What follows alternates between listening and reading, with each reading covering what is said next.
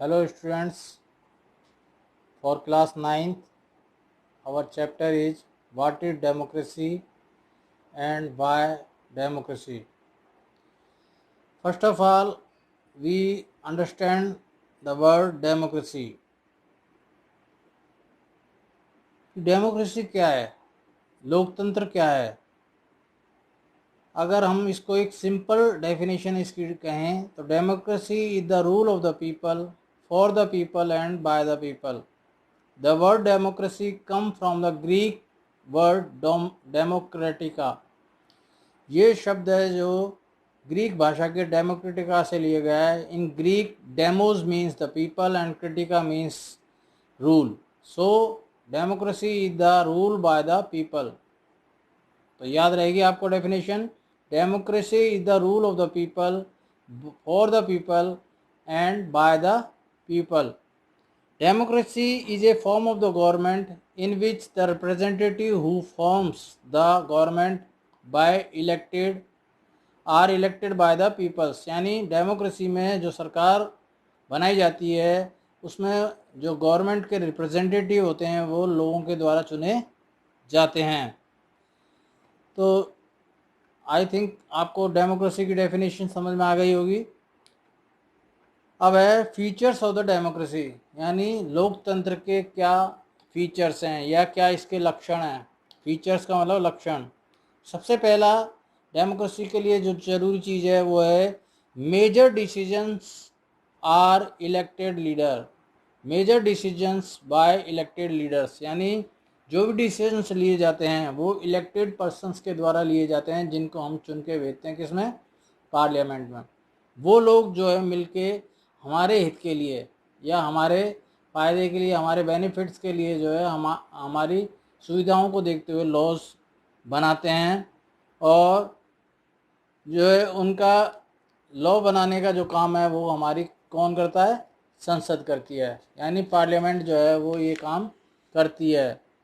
दूसरा जो है डेमोक्रेसी का जो मेन फीचर है वो फ्री एंड फेयर इलेक्टोरल, या फ्री और फेयर जो है इलेक्शन किए जाएं. यानी जब भी देश में प्रतिनिधि चुने जाएं जो हमारे रिप्रेजेंटेटिव इलेक्टेड हों तो कैसे होंगे कि उनमें किसी तरीके का कोई भेदभाव नहीं हो. यानी फ्री और फेयर जो है इलेक्शन कंडक्ट किए जाएं, उनमें किसी प्रकार की सरकार की कोई दखलंदाजी ना हो. एक अलग एक जो है डिपार्टमेंट है वो इस चीज़ को कंडक्ट कराए. तीसरी चीज़ है one person one vote and one value, यानी सभी व्यक्तियों को, एक व्यक्ति को एक ही वोट देने का अधिकार हो और उनकी जो वैल्यू है उसकी जो वैल्यू हो सभी की बराबर हो. ये नहीं कि किसी व्यक्ति की वोट की वैल्यू ज़्यादा हो, किसी व्यक्ति के वोट की वैल्यू कम हो, और उसमें कोई डिफरेंसेस नहीं होने चाहिए. तो हमारे यहाँ लोकतंत्र में एक व्यक्ति का वोट, चाहे वो गरीब हो अमीर हो किसी भी जाति का हो, उसकी जो वोट की वैल्यू हो सेम होनी चाहिए. चौथा जो है वो है rule of the law and respect for the right, यानी जो कानून का शासन होना चाहिए. ये नहीं कि कोई व्यक्ति अपना ही कानून चलाए, वो किसी कानून को ना माने. तो रूल ऑफ लॉ यानी जो सरकार ने कानून बनाए हैं उसी के अनुसार जो है देश को चलाया जाए. और रेस्पेक्ट ऑफ द राइट, और राइट्स जो हैं जो सरकार ने या संविधान ने किसी देश के नागरिकों को जो भी राइट्स दिए गए हैं उनका सम्मान किया जाना चाहिए. तो ये सारी चीज़ें हैं जो कि एक डेमोक्रेटिक कंट्रीज़ में होनी चाहिए. तो अगर हम इनका एक निचोड़ लें या उनका एक समराइज़ करें तो major decision in the country taken by the elected representative. Through election people get opportunity to change the government, कि लोगों के पास ये अधिकार हो कि वो सरकार बदल सकते हैं. The choice of electing and removing the elected representative is available to all on the equal basis, और the process of the election and the constitution put a limit on the government. यानी ये क्या है, सरकार के निरंकुशता पे, उसकी dictatorship पे अंकुश लगाते हैं. वाई डेमोक्रेसी, कि दूसरा क्वेश्चन है कि डेमोक्रेसी ही क्यों आज वर्ल्ड में सबसे ज़्यादा लोग जो है डेमोक्रेटिक रूल ही क्यों या डेमोक्रेसी को क्यों अडॉप्ट करना चाहते हैं। इसके बहुत सारे कारण हैं, क्योंकि इसमें सबसे ज़्यादा व्यक्ति को राइट्स मिलते हैं, उनको आज़ादी है, फ्रीडम सबसे ज़्यादा होती है, ये सभी लोगों का आदर करती है, इक्वलिटी है इसमें, और इसमें लोगों के पास ये शक्ति होती है कि वो सरकार को बदल भी सकते हैं। तो ये लोगों के हित के लिए, क्योंकि कोई भी अगर पार्टी है, जो भी अगर पॉलिटिकल पार्टी है जो भी शासन कर रही है, मेजॉरिटी में है, अगर वो लोगों के अगेंस्ट में डिसीजन लेगी या उनके फेवर में डिसीजन लेगी तो उनको ये खतरा रहता है कि वो जब जो है जनरल इलेक्शन होंगे, यानी जब भी 5 साल में जो भी उनकी समयावधि है तब इलेक्शन होंगे 5 साल बाद, तब लोग क्या है उसको चेंज कर सकते हैं, उनको वोट नहीं देंगे। तो इसलिए जो है ज़्यादातर डेमोक्रेटिक कंट्रीज़ में लोगों के भलाई के लिए या उनके बेनिफिट के लिए, उनके फ़ायदे के लिए ही लोग काम करते हैं और योजनाएं बनाते हैं, जिससे कि लोग ज़्यादा से ज़्यादा उनको मेजॉरिटी दें और मेजॉरिटी देने से वो सरकार दोबारा चल सके। तो एक दूसरा डेमोक्रेसी में यह है कि लोगों को political equality and hope, economic equality and opportunities. दूसरा क्या है कि डेमोक्रेसी में पॉलिटिकल इक्वलिटी होती है, यानी कोई भी व्यक्ति चुनाव लड़ सकता है और बिना किसी भेदभाव के। दूसरा इकोनॉमिक इक्वलिटी, यानी सरकार और अपॉर्चुनिटी, सब लोकतंत्र में सभी व्यक्तियों को अपनी जो है जॉब करने का, अपने रहने का, अपनी जो नौकरी के जो अवसर हैं वो समान मिलते हैं, बिना किसी भेदभाव के, बिना किसी धर्म, जाति या लिंग के आधार पर किसी तरह का कोई उससे डिस्क्रिमिनेशन नहीं किया जाता था। सोशल इक्वलिटी, उसको चाहे वो किसी भी बैकग्राउंड का हो, किसी भी धर्म या जाति का हो, उसके लिए सोशल इक्वलिटी यानी सामाजिक समानता, वो समाज में सभी व्यक्ति समान हैं, चाहे वो किसी भी कास्ट को, किसी भी रिलीजन को, किसी भी कम्युनिटी को बिलोंग करता हो। तो इसीलिए जो है वर्ल्ड के ज़्यादातर देशों ने जो है डेमोक्रेटिक प्रोसेस को या डेमोक्रेसी को अडॉप्ट किया है। तो डेमोक्रेसी का जो उद्देश्य था, अब दूसरा इसमें आता है एक डिक्टेटरशिप। कि डिक्टेटरशिप क्या होती है, क्यों लोग डेमोक्रेसी को पसंद करते हैं, उसका दूसरा कारण है डिक्टेटरशिप।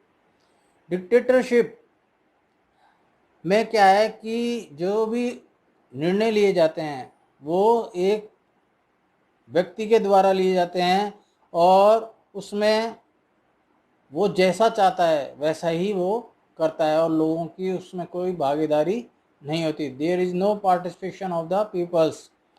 अब है कि क्या अंतर है डेमोक्रेटिक और नॉन डेमोक्रेटिक गवर्नमेंट्स में। डेमोक्रेटिक गवर्नमेंट्स में people can elected their government और नॉन डेमोक्रेटिक में people can not elect their government. दूसरा, people have the basic right in form of the fundamental rights.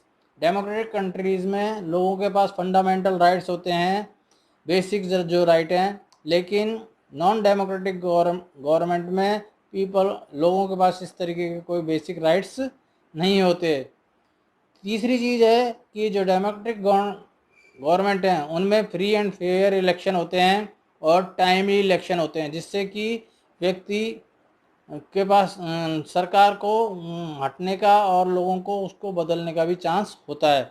लेकिन इस तरीके की नॉन डेमोक्रेटिक गवर्नमेंट में सरकार लोगों को इस तरीके का कोई राइट नहीं देती, ना ही वहाँ कोई फिक्स इंटरवल पे इलेक्शन कंडक्ट किए जाते हैं।